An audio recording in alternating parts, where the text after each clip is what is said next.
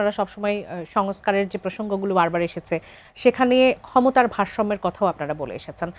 এক্ষেত্রে আমরা কি এই পরিবর্তনটা এবার দেখতে পারবো কিনা যে প্রধানমন্ত্রী এবং রাষ্ট্রপতির ক্ষমতার ভারসাম্য? এটা আপনি দেখবেন বিএনপির যে 31 দফার মধ্যে একটা গুরুত্বপূর্ণ দফা ছিল প্রধানমন্ত্রী এবং রাষ্ট্রপতির ক্ষমতার ভারসাম্য। আমরা আশা করি যে আমাদের অনেকগুলি কমিটমেন্ট আমরা জাতির কাছে করেছিলাম, যেমন সংসদীয় গণতন্ত্রে ফিরে যাওয়া, এটা আদালতের রায়, এটা সহজ হয়েছে। তারপর প্রধানমন্ত্রীর ক্ষমতার মেয়াদ কতদিন সে থাকতে পারবে, এই প্রধানমন্ত্রী রাষ্ট্রপতির ক্ষমতার ভারসাম্য, আমাদের একটা আপার হাউস প্রতিষ্ঠা করা, আর্টিকেল 7 সংশোধনের করে সংবিধান কার্যকরী করা, আমাদের প্রধান বিচারপতি কিভাবে নিয়োগ হবে, প্রধান নির্বাচন কমিশন কিভাবে নির্বাচন হবে, স্থানীয় সরকার কীভাবে, নানা বিষয়ে আমরা কিন্তু কমিটমেন্ট করেছিলাম।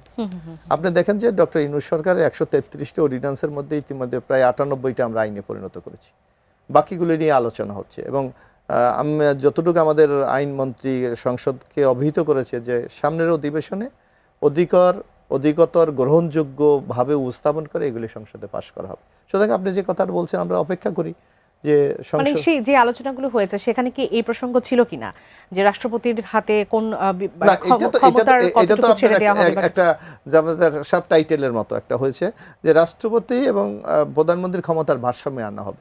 এখন আমার মনে হয় নিশ্চয়ই একটা জনগণের ভোটে নির্বাচিত সংসদ, এই সংসদ আলোচনা করবে, সর্বসম্মতিক্রমে এটা সিদ্ধান্ত নেবে। এছাড়া তো আমি আর অন্য কোনো